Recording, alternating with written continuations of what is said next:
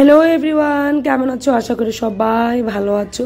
যা গরম পড়েছে, ভালো তো থাকতেই হবে।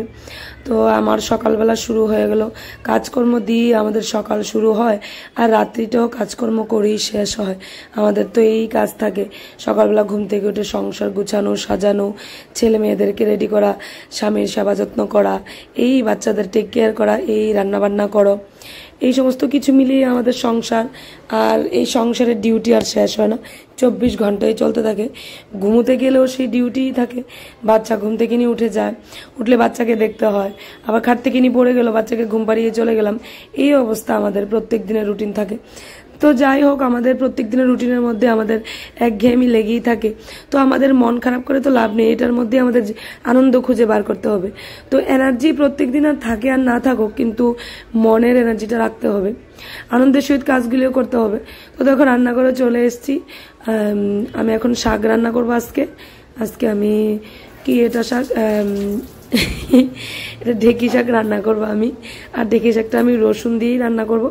তো এটাকে ভালোভাবে ধুয়ে নিয়েছি, কেটে নেওয়ার পর ধুয়েছি। অ্যাকচুয়ালি এটাকে কাটার আগেই ধুতে হয়, কিন্তু কেটে নিয়েছেন আমার শাশুড়ি মা, তারপরে আমি ধুয়েছি। তো এখন রসুনটাকে আমি দেখো হামামদিস্তার মধ্যে একটু থেতু করে নিচ্ছি। তো কড়াইয়ে প্রথম দিয়ে দিলাম শুকনো লঙ্কা, তারপর রসুনগুলো দিয়ে দিলাম, যেগুলো থেতু করলাম হামামদিস্তার মধ্যে। তো এখন রসুনটা পুড়ে যাবার আগে আমাকে শাকটা ঢেলে দিতে হবে, নয়তো রসুন না দিতে দিতেই পুড়ে যায়। তো একটা শুকনো লঙ্কা তুলে রেখে দিলাম, বেশ কামড়ে খেতে ভালোই লাগে শুকনো লঙ্কা ভাজাটা। তো তোকে দিয়ে দিলাম একটু লবণ, একটু হলুদ দিয়ে দেব।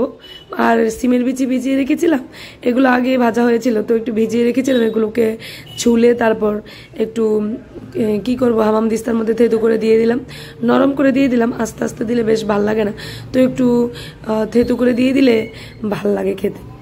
আর আমার শাশুড়ি মার দাঁত নেই, তো উনি এভাবে দিলে খেতে ওনার সুবিধা হয়। তো দেখো বসিয়ে দিলাম রান্না, এটা হওয়ার অপেক্ষা করব। আর ওইদিকে তো ডাল বসিয়ে গিয়েছিলাম প্রথমেই, তো ডালটাও সিটি পড়ে গেছে। আম ডাল রান্না করব। ইদানিং এত গরম পড়ছে, মুসুর ডালটাকে একটু আম দিয়ে বা তেঁতুল দিয়ে খেতে ইচ্ছে করে। তো সর্ষে ফোড়ন দিয়ে দিলাম, শুকনো লঙ্কা দিয়ে দিলাম, এখন আমটা দিয়ে দিলাম। একটা আম এনেছিল গাছ থেকে, তো আমটাকে অর্ধেক করে দিয়ে দিলাম, দানাটা বের করে নিয়েছিলাম। তো দেখো দিয়ে দিচ্ছি এই। আর এই ডালটা খেতে খুব ভালো লাগে। আর নামানোর আগে একটু হাফ টি স্পুন যদি তুমি একটু চিনি দাও, তাহলে আরও টেস্ট লাগে, বেশ ভালোই লাগে। শুকনো লঙ্কার ফ্লেভারটাও উঠে, তারপর একটু মিষ্টি মিষ্টি লাগে, একটু টক টক লাগে, ভালো লাগে খেতে। তো ডালটা এদিকে শাক আর এদিকে ডাল বসিয়ে আমি বিছানাটাকে ঠিক করতে চলে এলাম। মাধব তো কখনই ঘুম থেকে উঠে গেছে, তো বিছানাটা ঠিক করা হয়নি। এই আপাতত এটাই তুলে রেখে গেছি, একটু সাইড করে গুছিয়ে রেখে গেছিলাম। আর মশারি এখন টাঙাই না, এত গরম পড়েছে না, মশারি টাঙাতে ইচ্ছে করে না। মশারি টাঙালে বাতাসটা ভিতরে লাগে না, ঘুমাতেও আরাম পাই না। তো ইদানিং আমরা এখন মশারি টাঙাই না। তো বিছানাটাকে যখন ঠিক করলাম, তো ভাবলাম একটু ডাস্টিংয়ের কাজটাও সেরে নিই, এই সাইডের ডাস্টিংগুলো সেরে নিই। এক এক এক এক মানে কি বলবো তোমাদেরকে, এক সময় যদি ঘরটা গুছিয়ে নিলাম, বিছানাটাও গুছিয়ে নিলাম, আর এই ডাস্টিংটাও সেরে নিলাম, তাহলে কাজটাও হয়ে যায়, তাড়াতাড়ি হয়ে যায়, আবার ঘুরে আসতে হয় না। তো মাঝখান দিয়ে ডাল আর শাক নামিয়ে এসে আমি মাধবকেও স্নান করিয়ে নিলাম। ওর আবার ইদানিং খুব গা চুলকাচ্ছে, তো আমি সকাল সকাল স্নান করিয়ে নিয়েছি আজকে। তো ওকে একটু ক্যান্ডিড পাউডারটা দিয়ে দিয়েছি। প্রচণ্ড গা চুলকাচ্ছে, বুঝতে পারলাম না কেন, গরম এসে পড়েছে এই জন্যই। আর বাতাসের সাথে কি এসে গায়ে লাগে বুঝতেও পারি না। তো দেখো এই ঝুড়িটাতে একটু হাত দিয়েছিলাম, এই ঝুড়িটাতে হাত দেওয়া তো মানে মারাত্মক ব্যাপার। তো ওরও স্কুল বদ্ধ, তো সারাক্ষণ দুষ্টামি করতে থাকে, এটা নষ্ট করে এটা নষ্ট করে, এটা অগোছালো করে এটা অগোছালো করে। তো গুছিয়ে নেই, বাচ্চা থাকলে তো এগুলো প্রত্যেক দিনের রুটিনই করতেই হয়, আর ওরও সব কিছু এলোমেলো করবেই। তো আমাদেরকে মাদেরকে সবসময় গুছিয়ে রাখতে হয়। আর আমাদের একটা অভ্যেস যে ঘর অগোছালো থাকলে ভালো লাগে না। তো ব্যালকনিটাতে যাবো, ব্যালকনিটা একটু ঝাড় দিয়ে নেব, কারণ ওখানে ওই কিছু জিনিস রোদ্রে দেওয়ার আছে। আর এত রোদ্রে উঠেছে, তো জিনিসগুলো রোদ্রে দিয়ে নেই। তো একটু ভালোভাবে দেখো ঝাড় দিয়ে নিচ্ছি, ঝাড়ি দিয়ে নেবো, মুছবো না, বিকেলবেলা একটু মুছে নেবো যদি টাইম পাই। তো ঝাড়টা দিয়ে তারপর কিছু জিনিস যা যা রোদ্রে দেওয়ার আছে এগুলো এসে এখানে এনে এদিকে রোদ্রে দিয়ে নেব। আর এক ব্যালকনিতে বেশ 3:30 4টে, কখনো কখনো 5টে পর্যন্ত রোদ্র লাগে। তো এখানে দিলে ছাদে আর যেতে হয় না, এখান থেকে একবারে ডাইরেক্ট নিয়ে গুছিয়ে রাখতে পারি। তো এখানেই রোদ্রে দিয়ে নেই, আর ছাদে যাই না। ছাদে যদি নিয়ে দিই তাহলে পাখিটাকে এসে ধরার সম্ভাবনা থাকে। তো আচারগুলো নিয়ে এলাম, পাঁপড়গুলো নিয়ে এলাম। তো দেখো এগুলোকে রোদ্রে দিয়ে নেবো। আর আচার আর পাঁপড়গুলো আমি প্রত্যেক দিনই রোদে দিই যতদূর সম্ভব। ব্যালকনিটাকে ভালোভাবে এভাবে ঝাড় দিয়ে তারপর রোদে দিয়ে নিই। তো রোদে দিলে পাঁপড়গুলো একদম মচমচে হয়ে যায়। আরও কিছু রোদে দেওয়ার বাকি আছে, তো ওগুলোও দিয়ে দেবো। আমার শাশুড়ি মা কিছু আম কেটেছিলেন, তো এগুলো আমশি বানাবে, তো এগুলো কেটে নিয়েছেন, তো এগুলো রোদে দিয়ে দিয়েছি। আর বাজার থেকে নিয়ে এসেছিল দেখো কাতলা মাছ, কত বড় মাছের মাথা। বলছে মাছের মাথা দিয়ে মুড়িঘণ্ট খাবে, তো ভাবলাম আজকে না, নেক্সট পরের দিন করে দেবো। তো মাছগুলো আগে ভেজে নেই। তো রান্না করব আজকে মাছের কালিয়া। আর বলো তো কি, শুধু শুধু পেঁয়াজ দিয়ে, বেশি বেশি পেঁয়াজ দিয়ে খেতে ইচ্ছা করছে না। মাছের ঝোল আর কি যেন বলে ডাঁটা দিয়ে আলু দিয়েও খেয়েছি একবার, খেতে ইচ্ছা করছে না। তো ভাবলাম একটু টক দই যেহেতু আছে, তো টক দই দিয়ে একটু মাছের কালিয়া করে নিই, একদম সিম্পল ভাবে করে নেব। তো গোটা গরম মশলা দিয়ে দিয়েছি, তেজপাতাও দিয়ে দেওয়া হয়েছে, পেঁয়াজটা একটু বেশি করে দিয়েছি। জিরে ঘরে নেই, যদি জিরে থাকতো না জিরে দিয়ে করতাম, জিরে দিলে ভাল লাগে, জিরের ফ্লেভারটা দারুণ আসে। তো পেঁয়াজটা ভাজা ভাজা হয়ে যাবার পর যা বেসিক মশলা থাকে এগুলো দিয়ে দেবো। ধনে, জিরে, আদা, কাঁচা লঙ্কা এগুলোকে আমি পেস্ট করে নিয়েছি। তো এটা ভাজা পেঁয়াজটা ব্রাউন কালার হয়ে আসার পর মশলাটা দিয়ে নেব। মশলাটাকে বেশ করে কষিয়ে নেব, ভালোভাবে কষিয়ে নেব। মশলাটা দিয়ে দিয়েছি, দেখো একটু লবণ আর একটু হলুদ দিয়ে দিয়েছি। আমরা তো এখানে আমাদের ঘরে লঙ্কার গুঁড়োটা একদম ব্যবহার করি না, তো হলুদটাই দিয়ে দিলাম সব কিছুতে। তো হলুদটা তো এমনিতে সব কিছুতে লাগে। তো দেখো মশলাটা কষে এসছে। এখন যে টক দইটা রেখেছিলাম, এই টক দইটাকে দিয়ে দেবো। অবশ্যই টক দইটাকে আমি একটু ব্লেন্ড করে নিয়েছি, নয়তো এটা একদম কেমন জানি থাকে, টুকরো টুকরো থাকে। তো এটা যাতে না থাকে এজন্য এরকম করে নিয়েছি আমি। তো টক দইটা দিয়ে নেবো, দেখে বুঝতেই পারছো মিক্সারে করে নিয়েছিলাম। তো এখন দেখো দইয়ের সাথে আরো একটু জল দিয়ে দিয়েছিলাম, তো ঝোলটা ফুটে এসছে। তো এখন আমি মাছগুলো দিয়ে দিয়েছি। আর কি যেন বলে, কালিয়ার মধ্যে কিশমিশটা অ্যাড করা যায়, আমি কিশমিশটা দেইনি, কারণ আমার ঘরে কিশমিশ ছিল অনেক, কিন্তু এগুলো ঠাকুরের প্রসাদ ছিল। তো ঠাকুরের প্রসাদ মাছের জন্য দিতে ইচ্ছা করছিল না, এজন্য দেইনি। তো খানিকটা চিনি দিয়ে দেবো আর কি আমি। তো একটু চিনি দিয়ে দিলাম, এটাও বেশ ভালোই লাগে। আর সবাই খেয়ে খুব ভালো বলেছিল।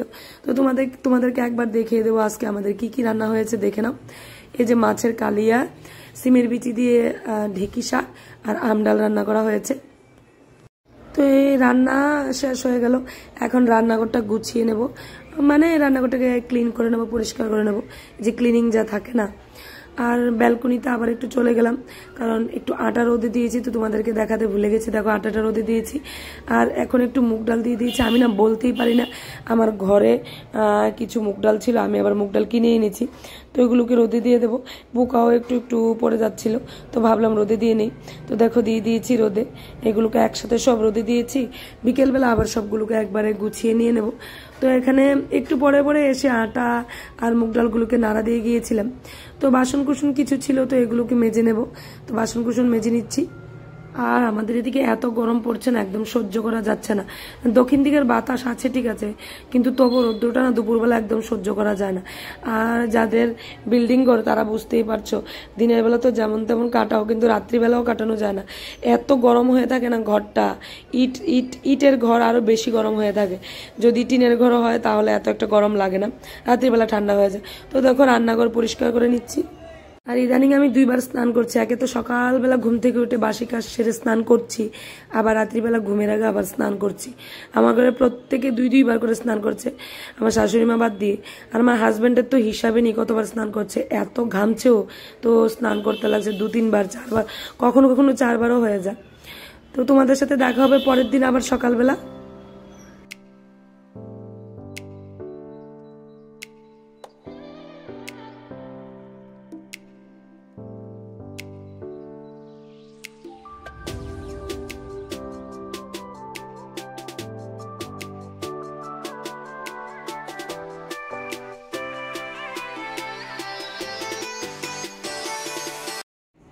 Good morning everyone.